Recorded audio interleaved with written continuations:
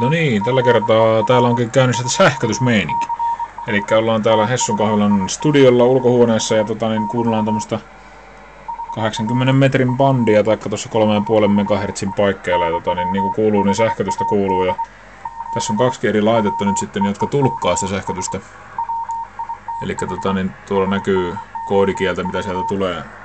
Esimerkiksi iPadin ruudulla. iPad ottaa tuosta ihan omalla mikrofonillaan ja sitten tää Macissa pyörivä softa ottaa iMic äänikortilla suoraan tätä piipitystä tuolta koneelta. Pistäis vähän pienemmässä, lyö punaiselle tuolla. Mut joo, siis tää on aika mielenkiintoista tällaiselle tollolle, joka ei osaa sähkötystä, niin sekin onnistuu nykyään. Eli voi kuunnella ihan tämmöstä niinku ja lukea tätä tekstiä. Katsotaan mikä täällä on. HR6 EEH. Katsotaanpas QRZ:stä mikä se oikein on. HR6 EEH. HR6 EEH. Honduras. Oho, tuleepas kaukaa. Voisiko se olla se? Tai sitten se puhuu sinne päin. Täytyisi vähän lukea mitä tuossa lukee, koska toi on semmoista sotkua toi sähkötyskoodisto, että vaikka sen saa purettua, niin täytyy aina vähän aikaa lukea, että mitä siinä oikein puhutaan. Mutta tää on tosi kätevää, koska tää niin kun tulkkaa tosiaan ton bandilta löytyvän sähkötyksen joko sitten ihan tällä iPadilla, omalla mikillä, tai sitten koneen äänikortilla suoraan tossa. Ja tässä on itse asiassa testattukin juuri, tossa näkyy toi iPadissa on kiinni toi kamerakonnektori. Ja itse asiassa toi iMic eli iMic-niminen äänikortti, eli siis tämä, niin tän pystyy kytkemään iPadiin tuolla kamerakonnektorin USB-osiolla. Se oli mulla äsken siinä kiinni, eli tällä palikalla. Tää toimii tosi hyvin. Katsotaan vielä mitä sieltä tulee tuolta sähkötyksestä.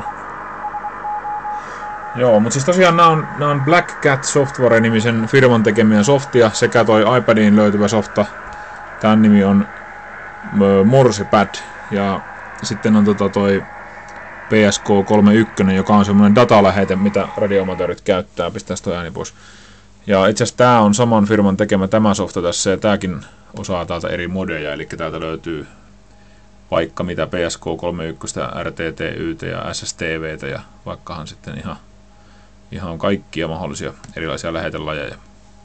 Ja tosiaan kun radio vaan pysyy paikallaan ottaen huomioon, että tämä on 70-luvulla valmistettu radio, joka valmistus lopetettiin jo 80-luvulla, niin aika hienoa, tämä on ikään kuin nykypäivässä, koska tämä on audioon perustuvaa liikennettä kaikki. Tässä ei ole mitään ihmeellistä. Tämä menee itse asiassa tästä radiosta ääni menee tuonne mikseriin tuonne ja sitten mikseristä tulee itse asiassa tähän äänikorttiin, mutta se voisi yhdistää suoraan tästä radiosta tuohon äänikorttiin, vaikka sitten ihan tuohon omaansakin.